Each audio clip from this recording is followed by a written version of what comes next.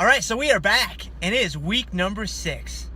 And man, I cannot believe it. I can't believe I'm already 5 weeks in, only 10 weeks to go until the first show. And as I kind of referenced and alluded to in previous weekly video logs, this is it, man. This is the time when the beginning phase is over, and I'm nowhere near the end right now. I'm right in that middle stretch where I've just got to put my head down and I've just got to grind. I've just got to put my head down. I've got to scratch. I've got to claw. I've got to find a way to win every single day. And so I'm feeling pretty good. My energy levels are pretty high. My stress levels are still reasonably low, although I am starting to feel a little bit of the accumulated fatigue start to build up a little bit. And so last week being a deload week was very welcomed, a nice relief from the bombing and blasting that my training usually takes on, and that's going to resume here this week. But so this video, I want to basically do 3 things like I typically do. I want to recap last week first and foremost. Then I want to let you guys know what I might be doing this week in terms of the changes and the adjustments that I'm going to make. And then number 3, what I want to do, as I always like to do, is give you guys a tip that you can apply to your own fat loss journeys, to your own kind of journeys or adventures or pursuits of being just healthier, just being more active, being leaner, gaining muscle, whatever. So first and foremost, last week, it's a pretty good week, man. I lost a pound. I am down to 183. So that puts my total weight loss at 5.8 pounds, which brings my weekly weight loss, my weekly average weight loss, I'm right around 1.25 pounds, not quite at 1.25 pounds, which is about what I expected. Again, I'm kind of hoping to push the envelope up to 1.5 pounds on average, but we'll just kind of see how things shake out. I'm pretty happy with how things have gone so far. My weekly stats from the previous week. My calories were about 2,000 on average per day, but more importantly, as I talked about before with the estimate errors with calories, I look at the macros a lot more closely than I do the calories, because on food labels and whatnot, there are no estimates of macros. The macros are exact, but the calories, there can be some estimation error in those guys. Last week, I averaged about 133 carbs, which is exactly where I want it to be. I didn't change anything from the previous week. I averaged about 220 protein, which is very typical for me. And then I averaged about 70 fat. I think I came in just slightly under 70 fat. So I was pretty much right where I wanted to be in terms of my weekly stats. And I lost a pound. I'm down to 183. I'm feeling pretty good about that, man. Feeling really good about that. I had a really strong week with my carb cycling, where I had a couple of low days and a couple of high days.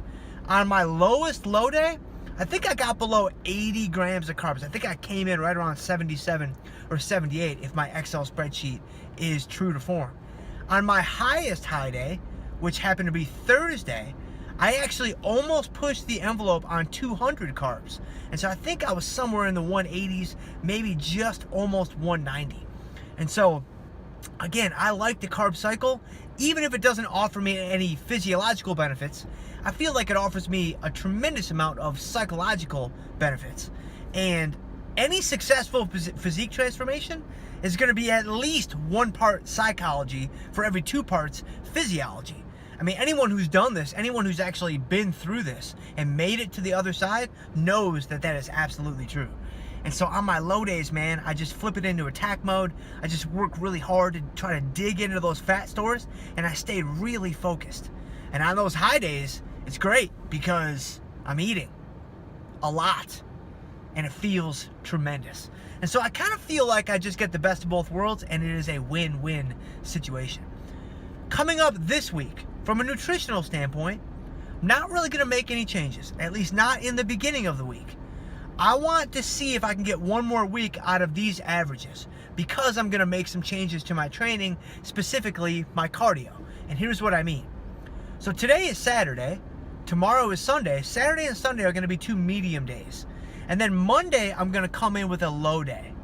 And then Tuesday, I'm probably going to have another medium day. I don't think I'm quite ready to be stacking low days back to back yet, because that's really challenging from a mental standpoint. But I think I'm going to do medium, medium, low. I'm going to see what my body weight prints on Tuesday morning. And then Tuesday will probably be a medium day. And then Wednesday will probably be another low day. And so that way, come time Thursday, this is exactly what I did this previous week. Come time Thursday, I'm going to make a run at the low 181s this week.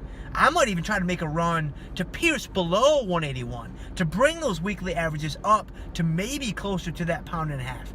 And I think I've got a shot. I think I've got a shot because of the way I'm going to structure this week nutritionally and also from a training standpoint that I'll get into here in just a second. But nutritionally, I'm doing medium, medium, low, and I'm going to see where I'm at on Thursday. And by that point in the week, my calories and my carbs are going to be really, really low. My weekly numbers are going to be way off. If I've gotten what I want out of the week, then I'll be able to take a little bit of a break. I'll be able to take kind of the foot off the gas pedal ever so slightly, eat more food Thursday, eat more food Friday, and then ramp it up again on Saturday and kind of do the whole song and dance all over again. I like doing it that way because that way if Thursday comes around and I'm not where I want to be, I still have 2 days left where I can go medium, or I can go low, high, or whatever I need to do. To where if I need to make a cut to my weekly numbers, I'll do that on Thursday and Friday so that my weekly numbers come in at some lower level than they were the previous week. And I don't know exactly what that'll be this week. I've got to see kind of how my body responds. But I would imagine I might trim my protein numbers a little bit, which is kind of a little bit of a secret that I like to do from time to time. I'll probably trim my carbs just a little bit, but I've got to kind of see how everything goes and kind of see how my body responds. So that's the plan this week from a nutritional standpoint. From a training standpoint, as I said, the bombing and blasting is going to resume. This is week number 2 of this hypertrophy block. And so I've got 4 more weeks of hypertrophy focused training where my loads are going to be mostly moderate with some heavy loads mixed in there to still get a little bit of strength work. And these 4 weeks, this is the meat and potatoes from a training standpoint, from a weight training standpoint of this whole competition training cycle. Because after these 4 weeks are over, I'm going to deload again, and then I'm going to have 1 5-week block left before that first show, before that final week leading into that first show. And those final 5 weeks, my training is going to change significantly if there's ever a time for it to change significantly. And I'll get into that a little bit more, as the weeks kind of roll on. But for those of you guys that are just joining me now in this weekly video log series, I really appreciate you taking the time. I really appreciate the support. I hope that you learned something. I hope that you enjoy the process. But go back, check out week number 1. I kind of laid out my training blocks, kind of in full detail during that video. So I'm going to change my training 4 weeks from now. But these 4 weeks, it's hypertrophy focused. And this is week number 2. The deload week is over. I'm going to get back to kind of my normal training this week. But I'm also going to add some steady state cardio. So I am going to add some low intensity steady state cardio. And I'm really kind of looking forward to it because I'm not going to do a whole lot. I'm only looking to do 3 sessions of 30 minutes each. And I know how fast I walk, which is not very fast. I'm probably walking at about a 17 or 18 minute mile. And I know depending on a lot of different factors like how much you weigh and your metabolic rate and all these different things, you usually burn about 100 calories, maybe 120 calories every mile you walk. So in 30 minutes, I'm looking at burning maybe 200 calories or so, I would say, give or take. It's really difficult to kind of measure your caloric expenditures in my experience, but that gives me some reasonable approximation. So I'm going to do 3 sessions of 30 minutes each. So what that basically means is I'm going to be burning an extra 600 calories every week now. And I'm going to ramp that up as the weeks roll on and as I need to do more and more to continue to progress. But that's what I'm looking at this week. That's another reason why I'm really excited about my potential body weight loss this week. So all this brings me to my tip for you guys. So you guys saw on the thumbnail that I used, on the image that I used for this video, I ate out this morning. Had breakfast with my family. We went to the Wild Berry Cafe here in Chicago. It was probably one of the best breakfast experiences I've had in quite some time. So for those of you guys that are in the area, I would absolutely check that guy out right across the street from Maggie Daly Park.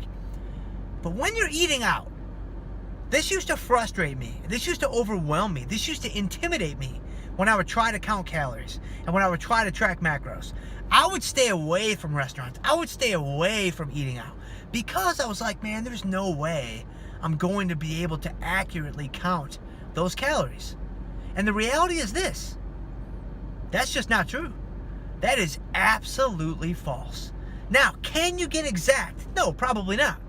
But if you're seasoned, if you're experienced, if you've been counting calories for some length of time, you start to develop a pretty good framework, a pretty good basis for what is in certain foods. So when I looked at my plate, I said, all right, that's probably about a 6 or 7 egg white omelet. There's some veggies in there. You know, there's a little bit of broccoli, a little bit of asparagus, there's some mushrooms, there's some onions, and then I had a few slices of turkey bacon, and then I had like, you know, almost a full slice of whole wheat toast. And I'm gonna get pretty close. I'm gonna be able to approximate those numbers pretty closely and put them into my daily log today and stay on track. And this is reason number 47,000 why I love counting calories and tracking macros. Because when you build out like a meal plan that's like, all right, Jim, I'm just gonna eat chicken and broccoli every meal, you know, for the next 12 weeks. Like, yeah, that'll work if you can do it. But it makes eating out so much more difficult. It makes spending time with your loved ones so much more challenging. And I'll tell you what, man, I love bodybuilding and I love training more than most people. But man, I love my family and I love spending time with my friends and I love doing things outside of the gym. And so counting calories and tracking macros for me is actually very freeing. I used to feel trapped by doing it. I used to have a totally different connotation with the whole experience. But I guess through my own growth and maturation, I've now gotten to the point where I feel really free. I feel really good about it. And it actually allows me to do the things that I want to do and still spend time with the people that I love and still stay on track with what I'm trying to do from a physical fitness standpoint. And so that's my tip for you guys, man. You're trying to count calories. You're trying to track macros. Don't stay home. Don't bring Tupperware with you everywhere. Now, yeah, if you're 4 weeks out from a show, then yeah, I got it. And I'll probably be doing that myself because then you really want things to be pretty exact. But man, if you're 50 calories off, if you're 10 carbs off, it just doesn't matter, man. Go have fun. Go share those experiences. Go share those memories with the people that you love and just relax, man. Just take it easy. Take it one day at a time because over, a 3, 4, 5 month, journey, one day where you're 100 or 200 calories off is just simply not going to matter that much. All right, guys, I hope you guys enjoyed this video. If you did, man, please share it with a friend. Please hit the thumbs up. Please consider subscribing to my YouTube channel. I tried to amp up the production quality of today's video a little bit, so I hope it kind of made your experience watching today's video a little bit more enjoyable. But that's it, man. I'm about to go hit some carb pushes, and I will see you guys next week.